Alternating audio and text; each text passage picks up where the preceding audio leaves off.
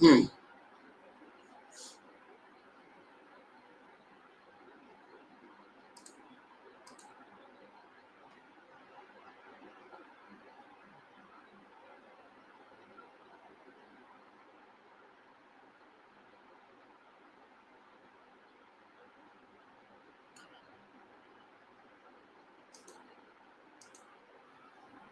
ஆழ்வார் திருவடிகளே சரணம், எம்பெருமானார் திருவடிகளே சரணம், ஜீயர் திருவடிகளே சரணம், ஜீயர் திருவடிகளே சரணம்.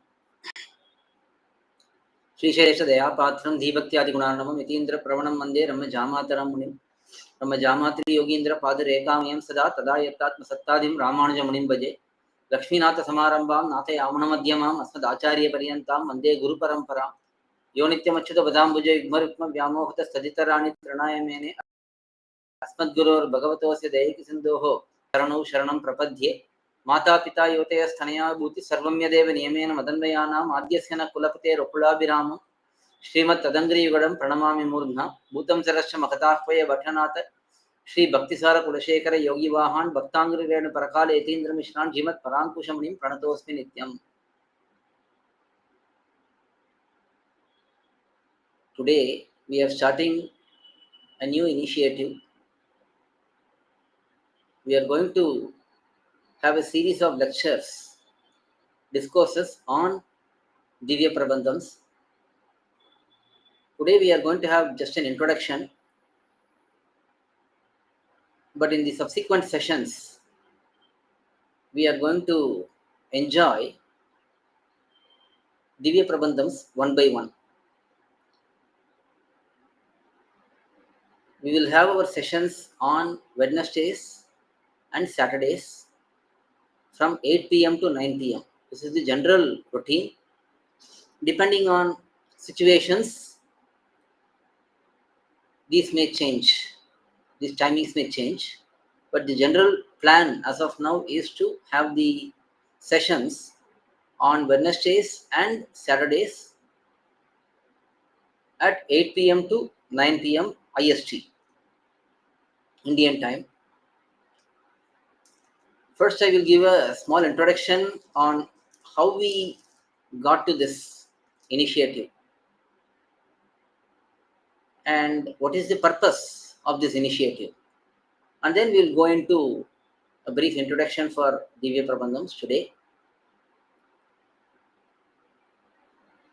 About a few months ago, we started an initiative named SrIvaishNava sampradhAya parichaya.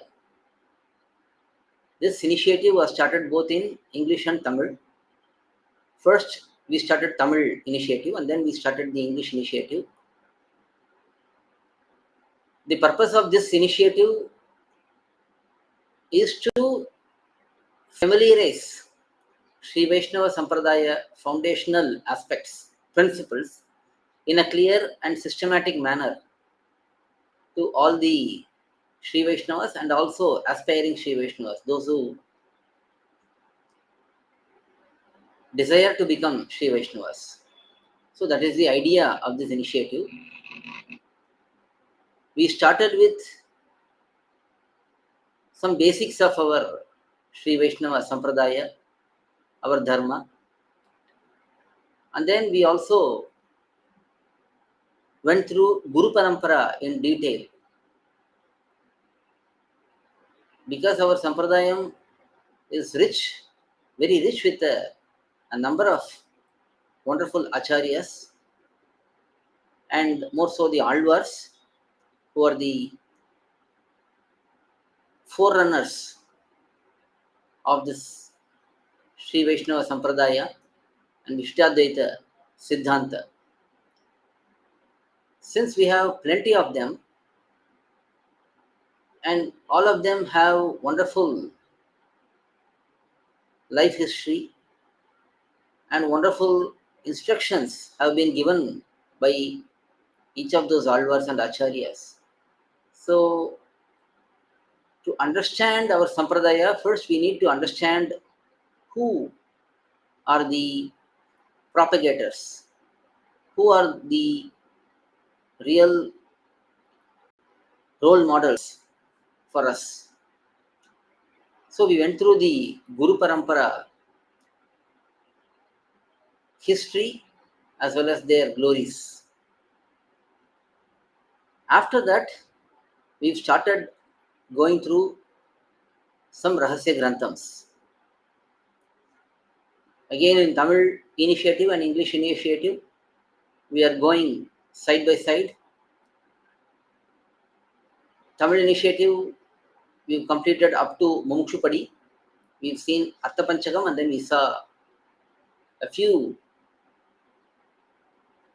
simple and small rahasya granthams, and then we went through detailed kalakshepam of Mumukshupadi in Tamil. And then in English, we did the same. We had Arthapanchakam, and then we started Mumukshupadi right away. And we've also been enjoying a few rahasya granthams, which are small and very, very foundational.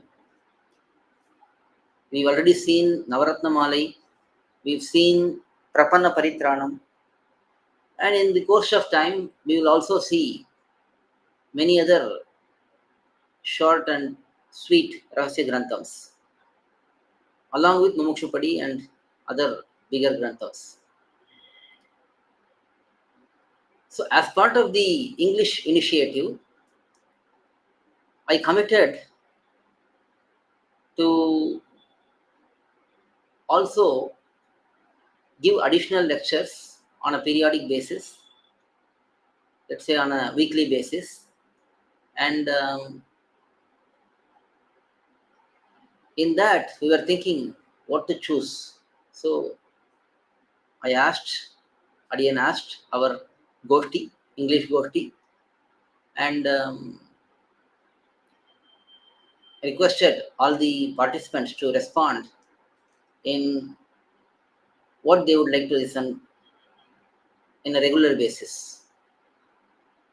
And for that, we are given the choice of dhivyaprabandham lectures, rahasya grantham lectures, and then other important granthams of our pUrvAchAryas. So there was a lot of interest in dhivyaprabandham. Rightfully, dhivyaprabandham needs to be understood by everyone. It is an irony that people who don't know Tamil, mainly, they are having very little familiarity with dhivyaprabandhams, especially in the north, even in Andhra Pradesh, Telangana, Karnataka, even these places, only a handful of bhagavatas are well versed with the meanings of the Divya Prabandhams. There are some who know Nityanusandhanam. There are quite a few of them who can recite pasurams, which itself is a very good accomplishment, considering that they don't know the language. But beyond that, there is not a lot of energy spent on learning the meanings of Divya Prabandhams.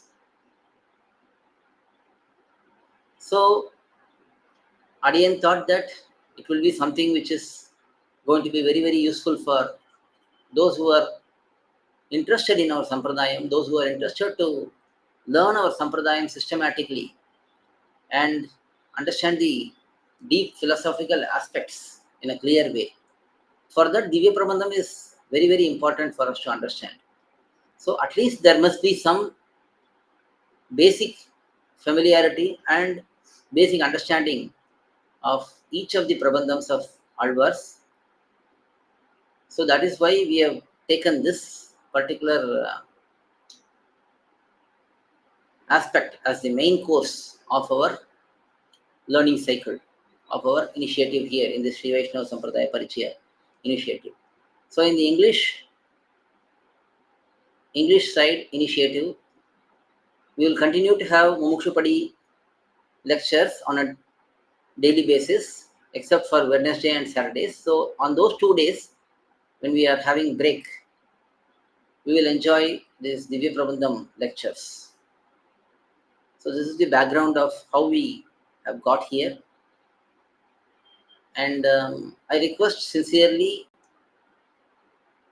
all the bhagavatas, especially those who don't know Tamil, to make use of this opportunity and listen to these discourses as much as possible. We do have a lot of English translations of detailed commentaries in our website, koil.org, koyal.org.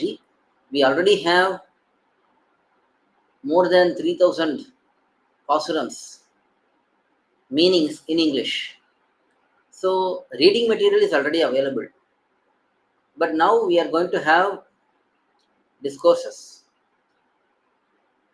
There is a saying in Tamil that more than reading, hearing is more effective and more impactful. So reading helps certainly, but hearing will be more impactful and helpful. So we can start with listening to the discourses and then go back to the detailed commentaries which we have translated into English, and we can relish the pasurams along with their meanings. We can understand the mood of AzhwArs. We can understand the deep philosophical principles which are fully present in the dhivyaprabandhams. So this initiative will hopefully help and serve many bhagavatas who don't know Tamil. Now one thing, it should not be considered as an easy workaround. If possible, everyone can put in the effort to learn Tamil so that we can read the pasurams with a deeper attachment and understanding. When we know the language, it's always more relatable. The pasurams will be more relatable. So I request again all the bhagavatas, if they get a chance to learn Tamil, or if some already know Tamil, they can brush up their skills, Tamil language skills, and improve their language so that they can relate to the pasurams in a better way. So this is my sincere request. Now, one other point which I will address here, it is a very important point, and I am often questioned about this. Even when we started translating pUrvAchArya Vyakyanams, the commentaries into English, there was a bit of opposition from some scholars who are very traditional in our sampradhAyam, some SrIvaishNavas who hold very traditional values and outlook. They were saying, why should we translate this into a foreign language? Why not just enjoy it in Tamil? For that, my simple answer is, there are so many people who are SrIvaishNavas, who are very interested in our sampradhAyam, but they don't know Tamil. Now for some of them, it's too late to learn a language, master it, understand the deep principles which are shown in dhivyaprabandham. So for them, having the dhivyaprabandhams and their vyakyanams translated into English will be a great boon. So Adiyan always felt, for me it was very, very clear that we need to translate it into dhivyaprabandhams and their commentaries into English, and not only in English, in as many languages possible. Why should it be restricted to just a particular language or a particular group of people who are within a certain boundary, geographical boundary? It should not be like that. That is not the desire of bhagavAn. Bhagavān actually revealed these pasurams in Tamil so that those who are unable to get the deeper concepts from Sanskrita Vedam, they can get it from Tamil. So he himself opened it up first and made it available through AzhwArs in Tamil. So that itself is the first example of the intent of bhagavAn, that the purpose of knowledge is to be shared. It should be shared in the language people can understand. Let's say I know something, very great information. I come and speak in English in a group of um, Tamil audience who cannot relate to English at all. What is the point of my speech? What is the point of my language? What is the point of my knowledge? It's not going to be of any use. But if it is presented in the language which is known to the audience, then more people will appreciate. So we have to think about this treasure we have in our sampradhAyam, these AzhwArs pasurams, which are the foundation for everything. If you just keep it into one language, then it's not fair and it's not going to benefit everyone. At least those who are eager to learn, eager to imbibe the philosophy shown by AzhwArs, put it in practice. There are many who are willing to do that. So for them, the real benefit is to present the content in the language which they can understand. So it's not just English. We have to try and propagate it in as many languages possible. So as part of our coil.org initiatives, we've done translations into Hindi, Telugu, Kannada, Nepali, Malayalam, even German. There is a bhagavath who is of German descent. He has taken sAsthram and he has translated some of our works into even German. So we should not be narrow-minded in sharing knowledge. See, narrow-mindedness is something which is very, very dangerous because it limits our exposure and limits the spread of this knowledge. We should be broad-minded in our knowledge sharing. There is a difference actually. If you look at what bhagavath rAmAnuja did, we are going to see all of that. What bhagavath rAmAnuja did, he was liberal when it comes to sharing knowledge. He opened up knowledge sharing to everyone. Those who are desirous can learn. But he did not liberalize any of the sAsthram anushtAnams or practices. He did not liberalize those. He did not change any of the setup in the agama. He did not change any of the setup in the vEdhic kriyas, because those are strict. We have to follow as we are instructed in sAsthram. We cannot violate those rules. But when it comes to knowledge sharing, we have to be very open-minded and liberal and share the knowledge to those who are very eager to learn. So that is the objective here, and that is why we are also taking all of these efforts to translate pUrvAchArya's Vyakyanams into multiple languages. It's like explaining our position, why we are doing this. Because many people have many doubts. We are not doing it for fame, name, money. We are not making any money out of it. We are not running behind any fame or name. We want to do it as kainkaryam for the pleasure of AzhwArs, AchAryas, whose intent was to share this knowledge to anyone who is eager, desirous to learn and progress towards bhagavAn. And it's not that we are doing it on our own. We have precedents. In the earlier times, when our purvAcharyas went to different parts of Bharatadesham, they interacted with local people. They slowly the local languages and propagated our sampradhAyam in local languages. We see in Nepal of SrIvaishNavas, they learn everything in Nepali. We go to different parts of north. There they learn our sampradhAyam in Hindi.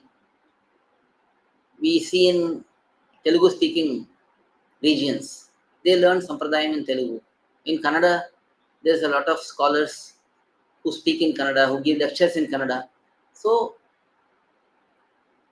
these are for, and people may say these are all Bharatadesha's languages, but then even 100 years ago, we see many scholars, even the great scholar Kanchi swAmy,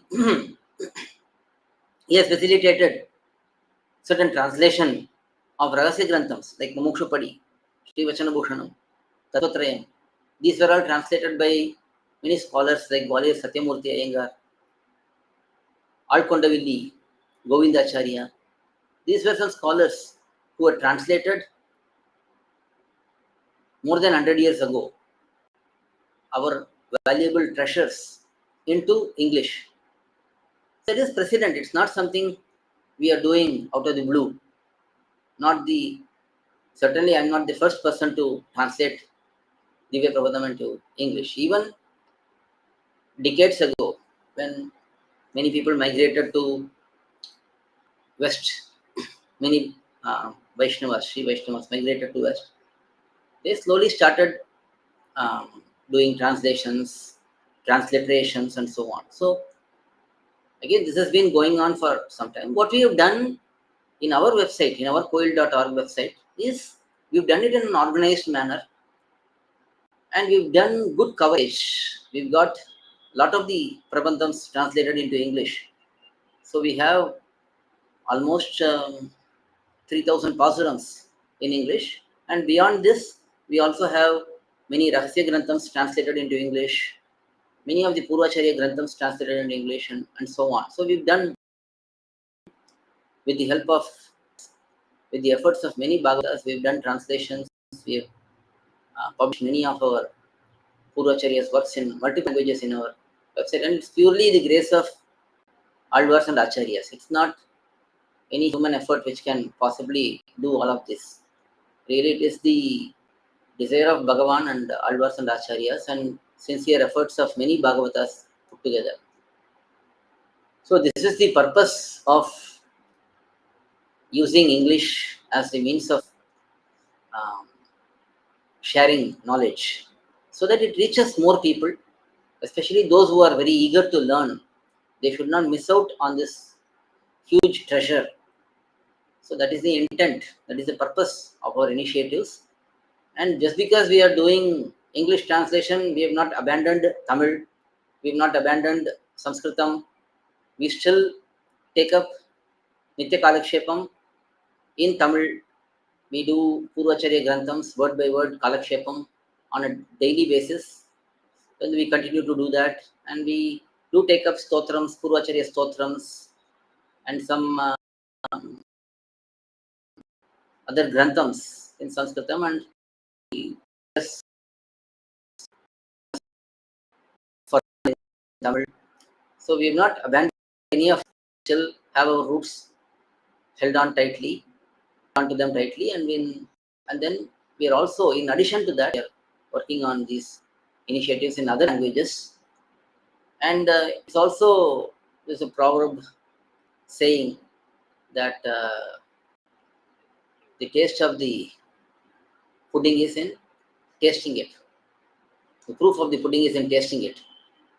So we get frequently responses from many bhagavatas who don't know Tamil, who relish our website, our translations, our English lectures, and they thank us profusely, and they are very happy to receive these articles and lectures and so on. So we are motivated by the encouragement given by many bhagavatas who appreciate our efforts, and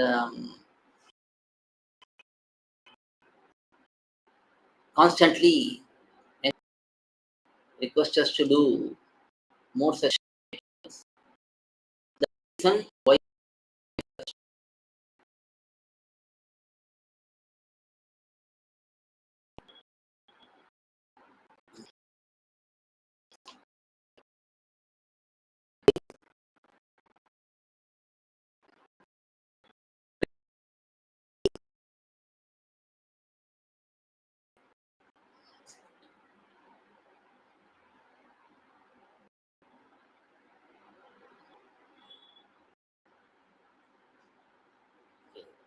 So today we are going to see an introduction for dhivyaprabandham.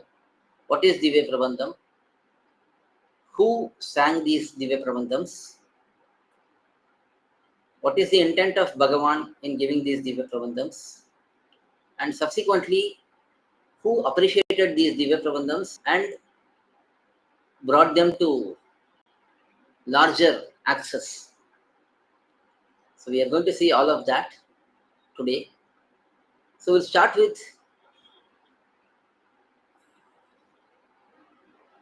one second.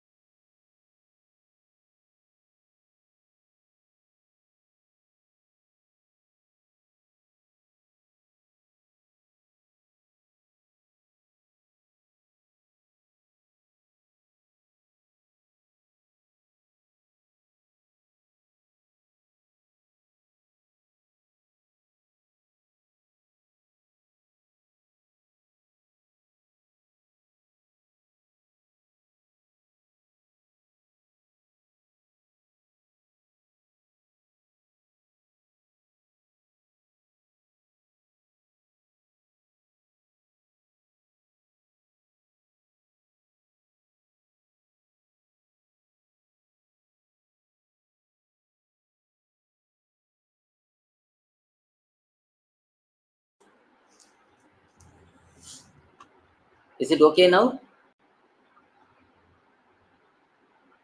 Is the audio clear?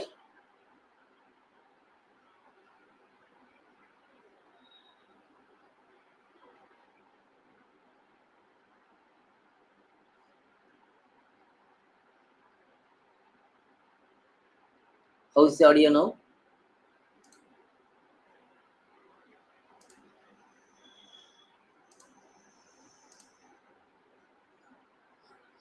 एक बच्चे थे हमारे यहाँ पे मिनल नाम की, 13 दिन की रहेगी, तो लड़की हुई, इस वजह से उसको किसी ने कचरा. Is it okay now?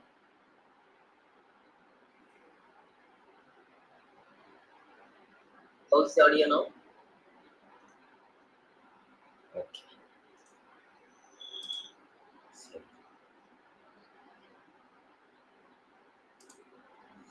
Okay, sure.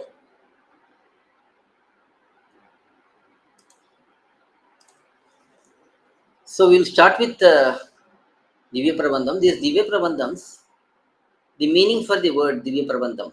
Prabandham means that which binds someone. Dhivya means divine. So these pasurams, these prabandhams are the ones which bind bhagavAn himself. We can also say that these pasurams bind the devotees towards bhagavAn. They bind the devotees towards bhagavAn. So that is the basic meaning of Divya Prabandham. These Divya Prabandhams were sung by AzhwArs. AzhwArs are very dear devotees of Bhagavan. They were born in southern part of the Bharatadesham. They were all chosen from this samsara. They were all Atmas who are bound in this samsara, and Bhagavan chose a handful of Bhagavatas, handful of Atmas, and made them as AzhwArs. AzhwArs means those who are fully immersed, drowned in Bhagavan.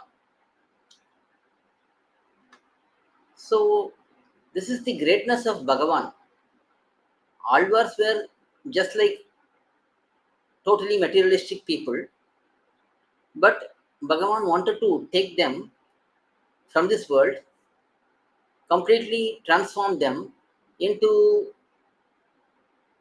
totally knowledgeable, totally devoted to Bhagavan.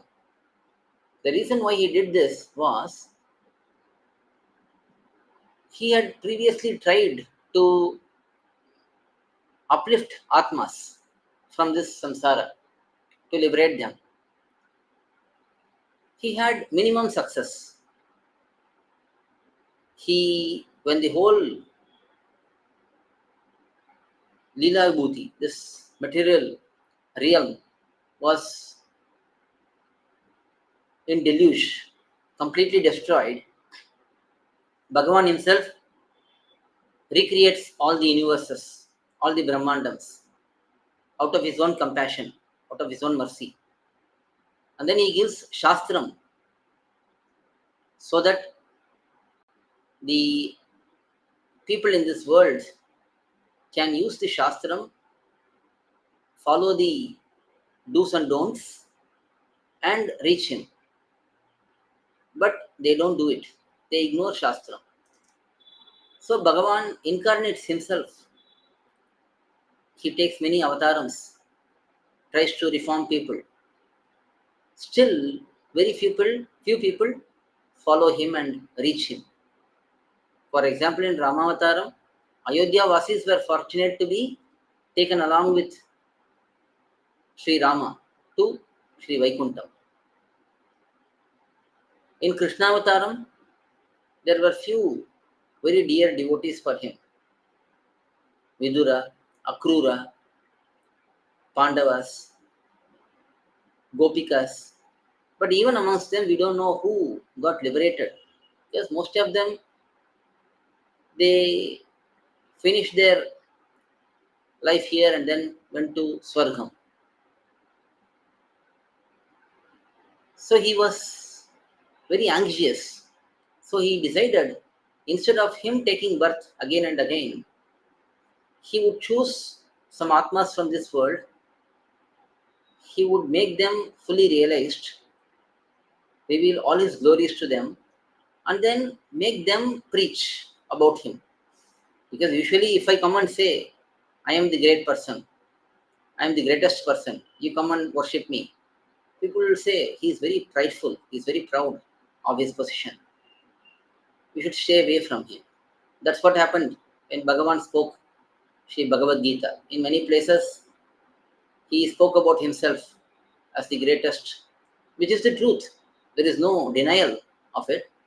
But still, people could not digest it. How can he speak about himself? But what else can he do? Can he speak about anyone else? There is no one superior to him. There is no one at par with him. So he cannot speak about anyone else. So he can only speak about him. But it was not well received by people. So he chose this idea where he gave full knowledge and devotion to selected Atmas and made them speak about him. Now, when the Alvars come and say Sriman Narayana is the Supreme, we have to relish his qualities, we have to render service to him, we have to try to reach him, be with him forever, understand his real love towards us.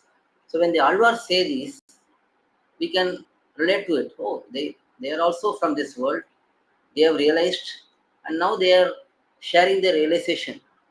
And they are not praising about themselves, but they are praising about bhagavAn, Supreme bhagavAn. So let's follow them. That's what happened. During Alvar's times, many people started following Alvars and became very good devotees.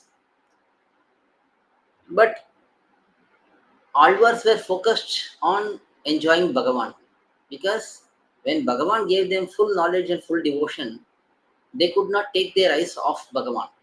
They could not feel happiness even for a moment in separation of bhagavAn. So they started craving for bhagavAn, longing for bhagavAn. In between their experience, their anubhavam, they would also give advices to others, instructions to others, and that greatly benefited many people. But that was not their primary focus. So they, one after the other, got liberated and reached bhagavAn.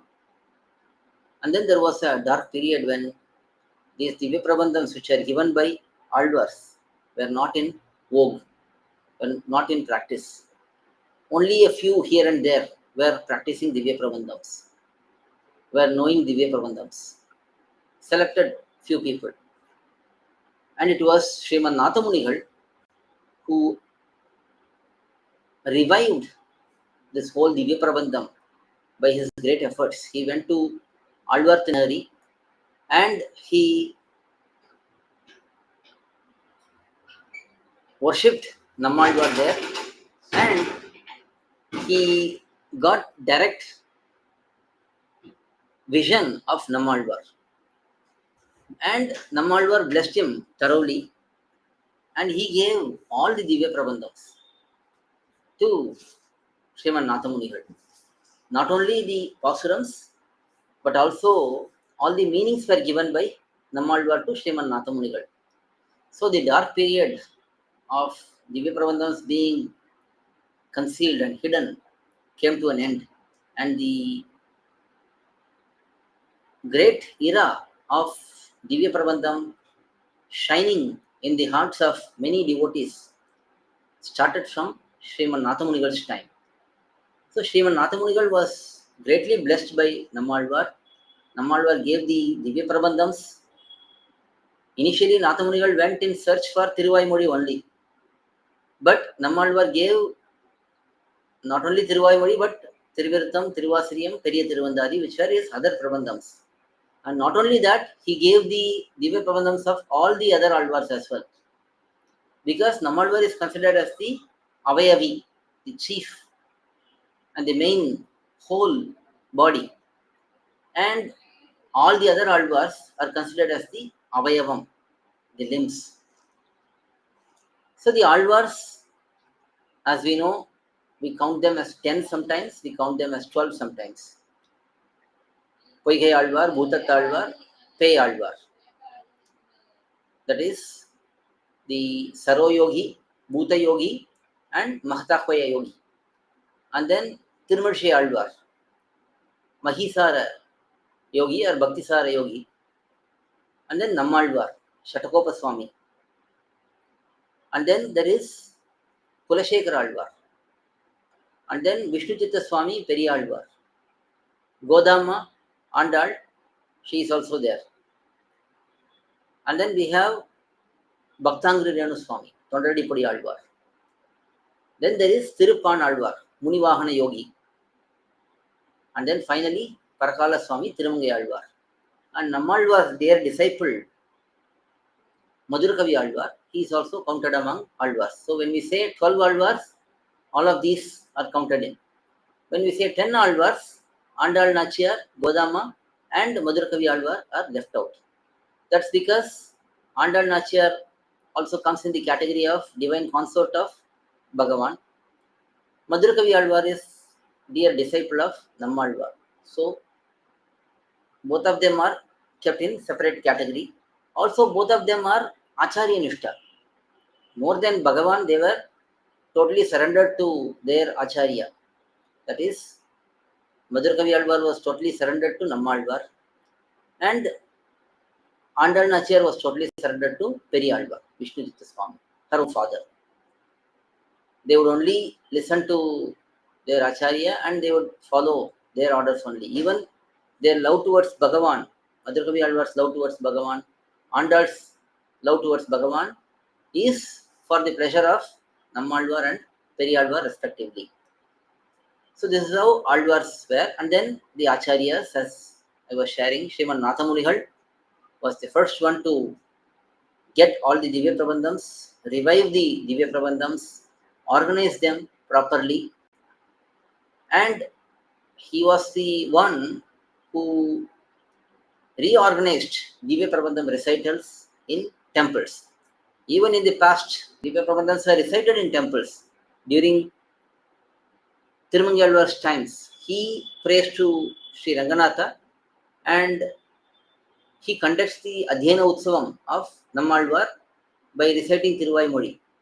So, Pasuram's recital is there for a long time, but it was again re-established by Sriman Nathamunigal first in Srirangam and then also in his native place, Katumanar Koil, Veeranarayanapuram. From Nathamunigal, we have a very rich Acharya parampara, especially the Oranmuri Acharya parampara. They were the Acharyas who stood in the front, they led the sampradhAyam and they appreciated the pasurams of Alvars and they valued the pasurams of Alvars, Divya Prabandhams, at par with Vedam. There is on one hand Samskrita Vedam and then there is on the other hand there is Divya Prabandham, which is the Dravida Vedam, Tamil Vedam.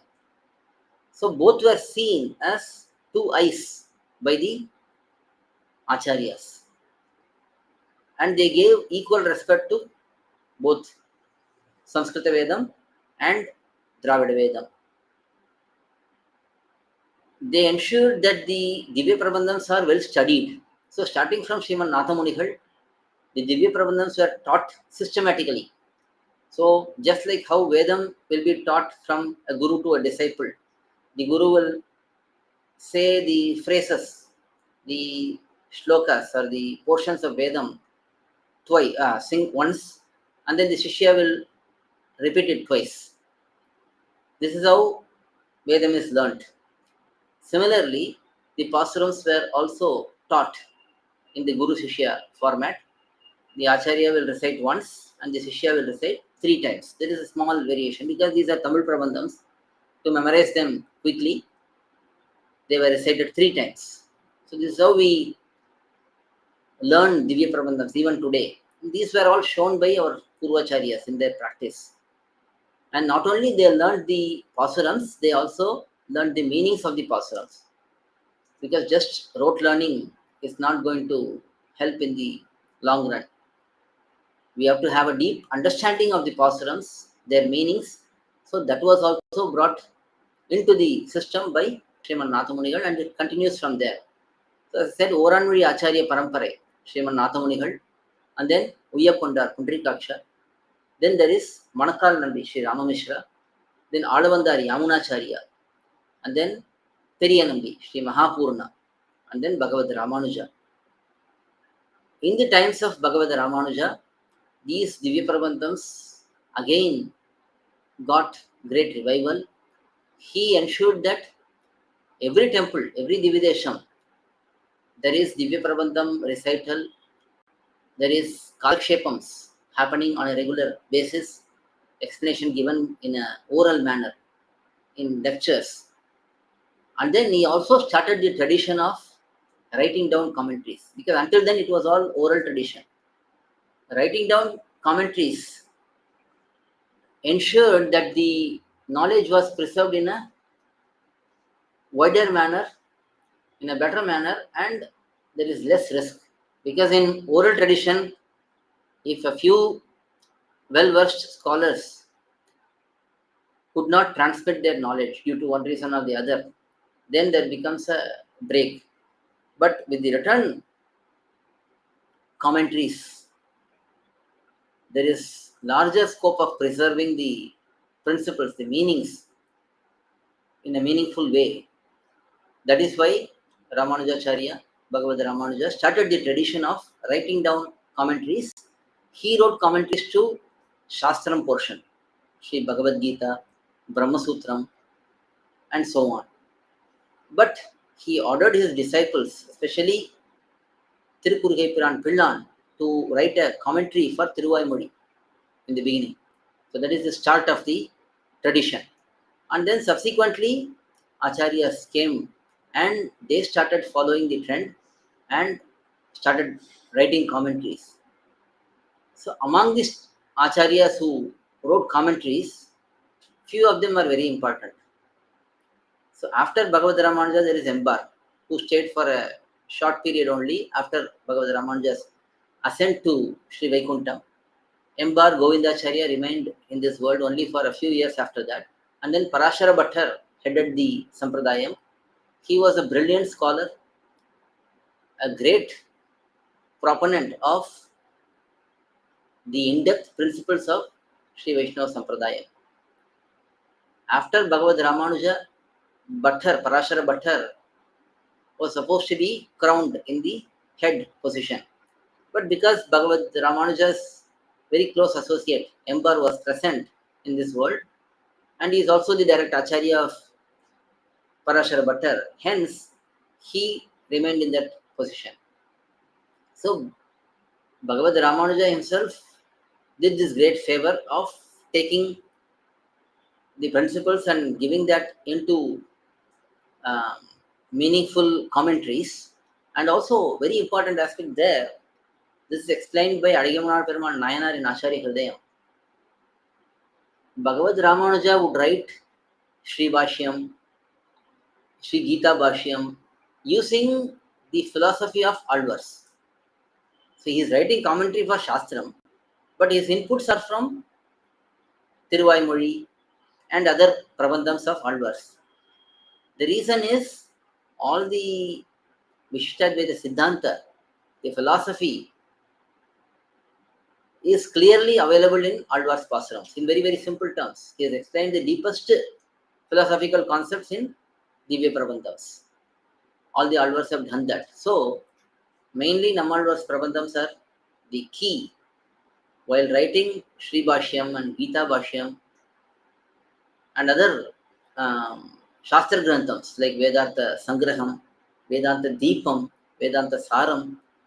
Bhagavad Ramanuja essentially used the principles from AzhwArs Pasarams, and of course more so in Gadyatrayam. All of the bhavam is from AzhwArs Pasarams only. So we have to understand the Divya Prabandham's importance. It is a irony, as I said first, that majority of people in the non-Tamil speaking areas, they have very limited exposure to deeper principles from Divya Prabandham. And with the English translations available, at least now there is some exposure and some good reference materials are present. But without this, in the past, it was difficult. In the past, good selected number of people were good in pasarams and their meanings, because even people from Uttara Bharata Desham and Vaduga Desham and so on, even from there, when they come to Dakshina Bharatam, they will learn Tamil quickly and they will master Divya Prabandham and their meanings and rahasya granthams and so on. But nowadays, it's not happening as much. So that is why it's very important that we propagate these available resources to as many people as possible and make them realize the value of Divya Prabandhams. So in this manner, Parashara Bhattar was a very significant Acharya in presenting beautiful bhavams from AzhwArs Pasurams, bringing out the essence of AzhwArs moods in feminine presentation and so on. And subsequent to that, Bhattar's disciple was Nanjiyar. He is the one who wrote number of commentaries for dhivyaprabandhams. We can say that even though Tirukkurugai Pillan started it, after that Nanjiyar was the one who wrote commentaries for number of granthams, number of prabandhams. We can even today see Nanjiyar's commentary for Tirupalli Adichi. There is Nanjiyar's commentary for Kannunil Siruthambu, and few other commentaries are available from Nanjiyar. So Nanjiyar was there. After that, Nambillai brought about a whole revolution in explaining AzhwArs Pasurams. Nambillai would daily give lectures in Srirangam every day. He would sit at the side of the divine feet of Sri Ranganatha in a four-pillared mandapam. We can see even today in Srirangam. That is why when we enter the final gate towards Perumal, the final gate, it's called Nadiketan Vasal.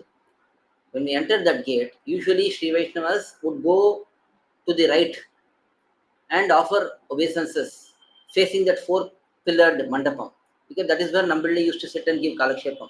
So remembering his contribution, his devotion, we still today, we go and offer obeisances first there, and then we go to the darshan of Periya Perumal from the west side, because we have to climb up the stairs on the west side and go to have darshan in general. So even when we have to go that side, first we go to the east side, offer pranamams there, Shashtanga pranamams, and then only we go to the Periya Perumal darshan. This is because of the greatness of Nambillai. Nambillai is Kalivairi Dasa, Lokacharya swAmy. So he revolutionized the explaining of AzhwArs Pasurams, especially his Thiruvaimozhi explanation in the form of Eid is a great treasure, which is preserved and which is the main Kalakshepa Grantham.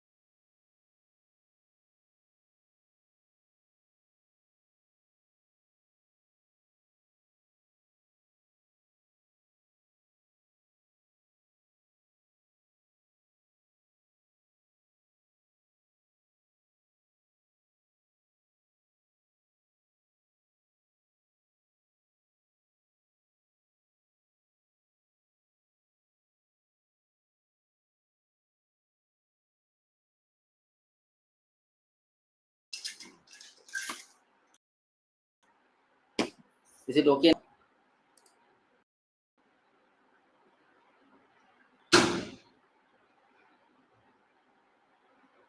Is the video audio okay?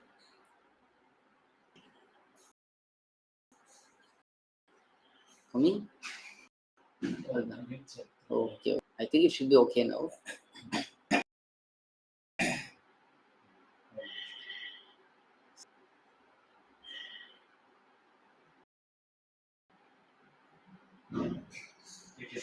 Okay.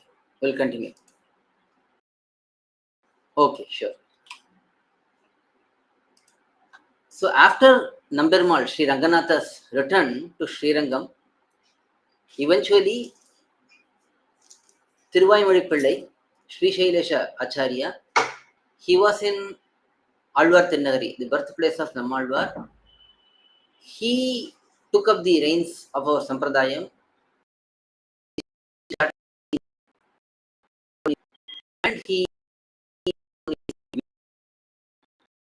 and after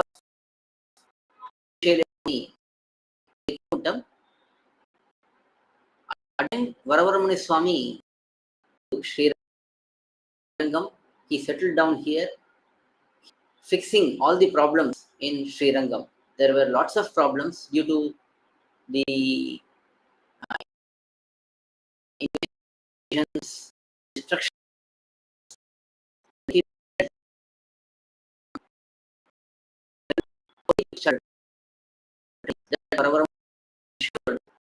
That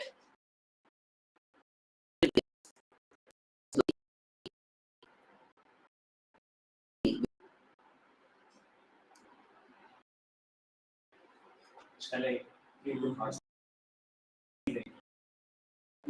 what is your Airtel? Mine is also Airtel. Yes. Okay. Seems okay now. iPhone. Okay. On Ganga 1, 2, 3. Fast. iPhone. Yeah, okay, it's there.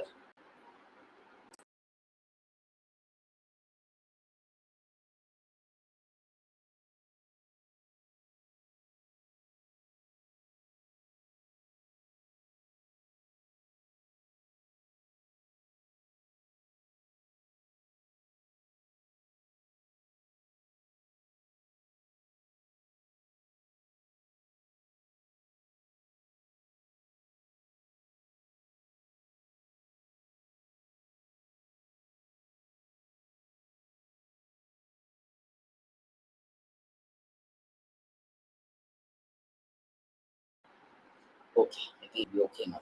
Yeah.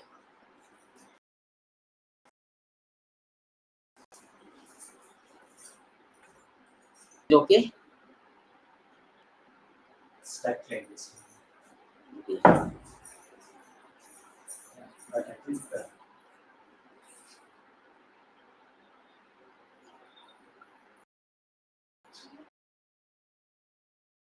Okay. There's a little delay, so we are clear. Sure. Okay. Okay. Swami, Manawal Mamnigal, when he came to Srirangam, everything was in a broken state and slowly things were reviving. So he started setting right one by one. First, the temple activities were reformed, and then granthams were brought from various places. When they were lost here, they were preserved in other places. So he went and searched for all the manuscripts of dhivyaprabandhams, commentaries, rahasya granthams, and so on, and he brought them back himself. And then he also organized the acharyas.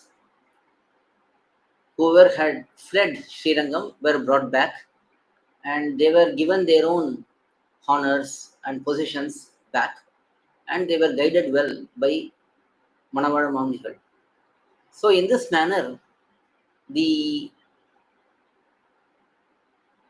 Divya Prabandhams have traversed from Alvars to Sriman Nathamunigal to Varavarmuni Swami, Manawal Mamnigal, through Bhagavad Ramanuja and various Acharyas.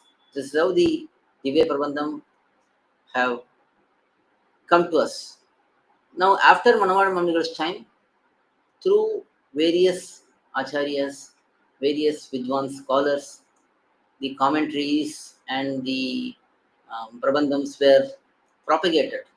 They were taught to people here, and they were well preserved in this manner.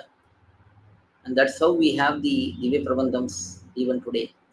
So the whole focus of Divya Prabandhams is to free us from this bondage, from samsara. That is the purpose of dhivyaprabandham. Dhivyaprabandham is not for our materialistic well-being, not for our happy living here. All of those may be side benefits which we may get.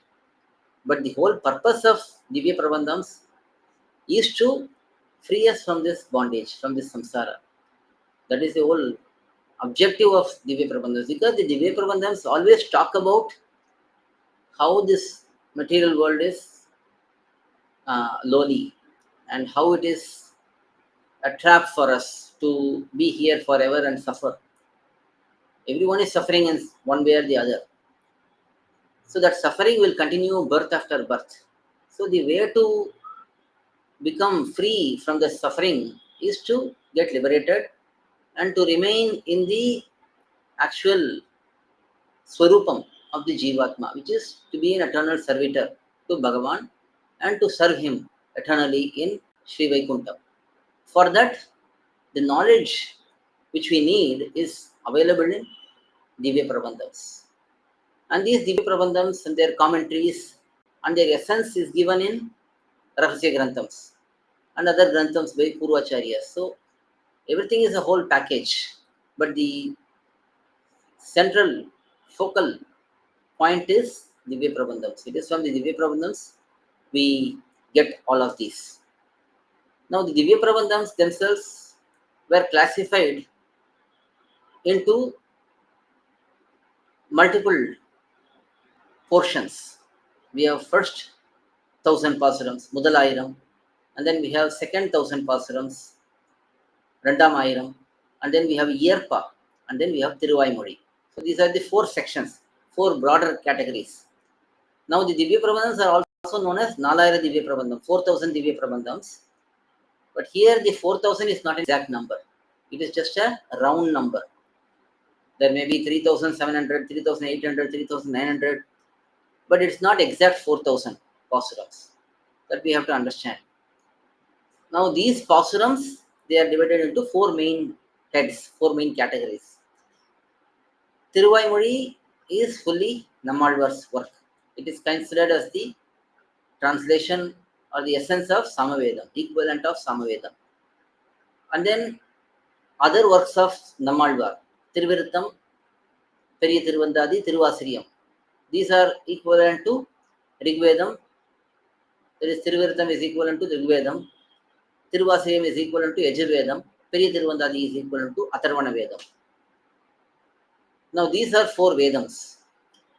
Other prabandhams, among the other prabandhams, Tirumangiyalvar 6 prabandhams, that is Periya Tirumozhi, and then Thirukurandandagam, Siriya Thirumadal, Periya Thirumadal, and before the Thiruvazhukuttirikkai, and then finally Thirunedundandagam. So the sequence, actual sequence is Periya Tirumozhi, Thirukurandandagam, Thiruvazhukuttirikkai, Siriya Thirumadal, Periya Thirumadal, Thirunedundandagam. There is a reason for this sequence, which we will see over the course of time. These 6 prabandhams are said to be the ancillary Shastram.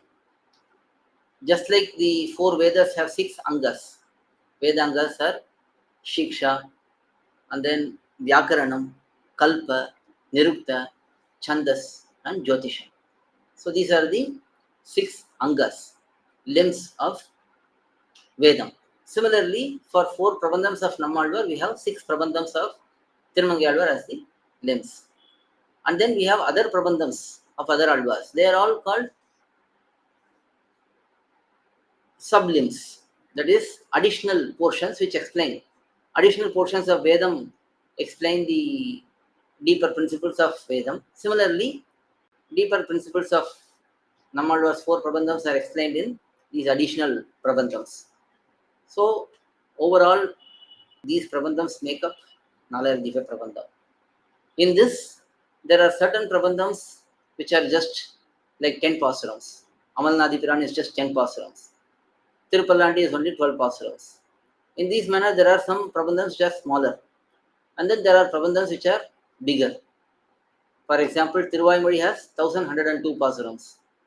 Then Tirumozhi has 1084 pasurams. And then there is Perumal Tirumadi, 105 pasurams. Nachiyar Tirumadi, 143 pasurams. Tirupavai, Tirunadandandagam, 30 pasurams each. Tirukurundandagam is 20 pasurams. And then there is Andadis. Mudal Tiruvandadi, Rendam Tiruvandadi, Mundram Tiruvandadi. These are all 100 pasurams each. And then there is Nanmugan Tiruvandadi, 96 pasurams. And then there is Peri Tiruvandadi. Tiruvartham is 100 pasurams. Peri Tiruvandadi is 87 pasurams. In this manner, there are many prabandhams. Siriya Tirumadal, Periya Tirumadal, Tiruvadukuttirikkai, these are all said to be just one pasuram, but just multiple parts, multiple portions. So in this manner, prabandhams are of different sizes. They are not just all in the same manner. But the theme is same. Mangala Shasanam to bhagavAn, kainkaryam to bhagavaN. This is the main theme of all of the prabandhams. In these prabandhams, when the number of pasurams is more, then they will be divided into subdivisions. For example, in Puranams we have Parvam, Adhyayam, and so on, right? Then in Bhagavad Gita we have chapters, Adhyayas, and then in, for example, Mahabharatam we have Parvam and then Adhyayas. In SrIvaishNava we have Sarga and then we have Kandam and then Sargam and so on. So there are subdivisions, right? Similarly, in AzhwArs pasarams also we have Pattu. Pattu means 100 pasarams. Padigam means 10 pasarams. Again, approximate. The Pattu may have 105 pasarams, 110 pasarams. Padigam may have 10 pasarams, 11 pasarams, 13 pasarams. There are rare cases like that. So Padigam and Dashakam are same. And then Pattu and Shatakam are same. In English, usually we say centum and decade. Decade is Padigam, Dashakam. Centum is 100 pasarams. Shatakam or Pattu. So these kind of divisions are there. And then pasarams are also of different meters in Tamil. There are different meters. Venpa is there, Asiriyappa is there, Viruddhappa is there, Andadi Pa is there. So different types of meters are there.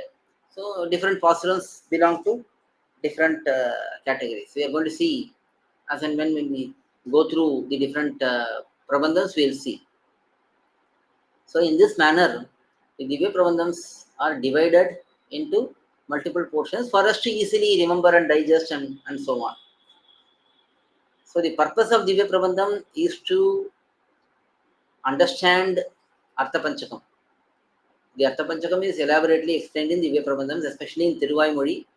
மிக்க இறைநிலையும் மெய்யாம் உயிர்நிலையும் தக்க நெறியும் தடையாகி தொக்கிலும் ஊழ்வினையும் வாழ்வினையும் மோதும் குறுகையர் cone யாழ் நிசை வேதத்தில். The Thaniyans is very famous. We recite it every day. That means this Thiruvaimozhi is in a beautiful musical tune and it reveals the Paramatma Swarupam, Jivatma Swarupam, Upaya Swarupam, that is the path, and then Upaya Swarupam, the goal, and then Virodhi Swarupam, the hurdles. So Artha Panchakam is explained in Divya Prabandham. This Artha Panchakam is what we have to know. Everyone has to know. Every SrIvaishnava has to know Artha Panchakam. So this Artha Panchakam is elaborately explained in Divya Prabandhams. So this is the overall purpose of Divya Prabandham, the structure of Divya Prabandham. So we've seen all of that. And we've also seen how these Divya Prabandhams came about and how it got transmitted in the paramparA. So this gives a brief introduction for the day. And in the subsequent sessions, we'll go through in more detail. In the next session, we'll start with Pudu Thaniyangal, common Thaniyans. We'll understand the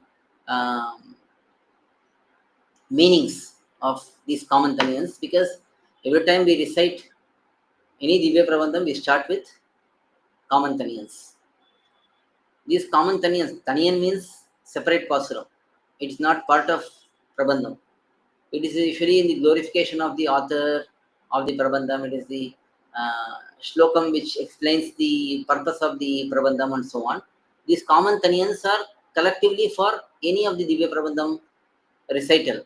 So whenever we recite Divya Prabandham or whenever we do Kalakshepam of Divya Prabandhams, we recite the common Thaniyans first.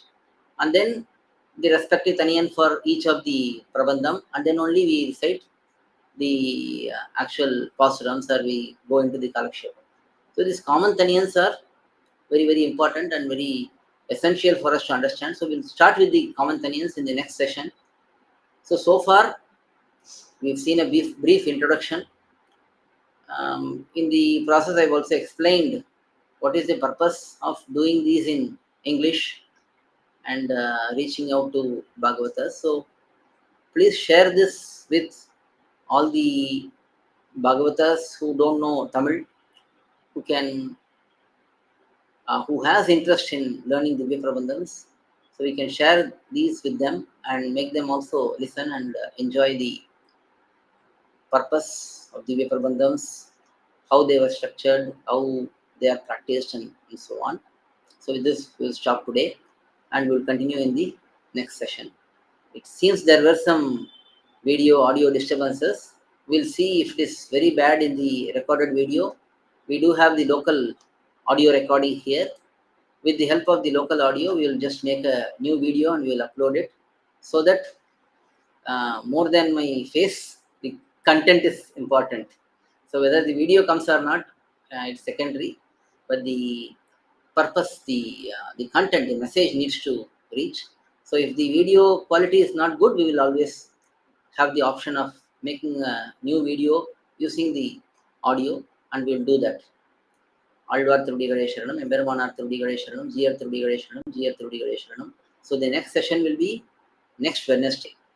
So we'll see again next Wednesday. If in unavoidable situations, we may not have the session during weekdays and Wednesday and Saturday, but as best as possible, we will try to do it.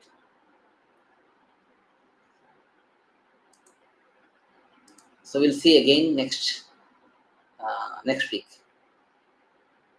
பல்லாண்டு பல்லாண்டு பல்லாயிரத்தாண்டு பல கோடி நூறாயிரம் அல்லாண்டு தின்றோள் மணிவண்ணா உன் சேவடி செய்வதில் காப்படியோம் மோடும் பிரிவெண்ணி ஆயிரம் பல்லாண்டு வடிவாயின் நலமார்பில் வாழ்கின்ற மங்கையும் பல்லாண்டு வடிவார் சோதி வளத்துறையும் சுடராடியும் பல்லாண்டு படைப்போர் புக்கு முழங்கும் அப்பாதி சமயமும் பல்லாண்டு.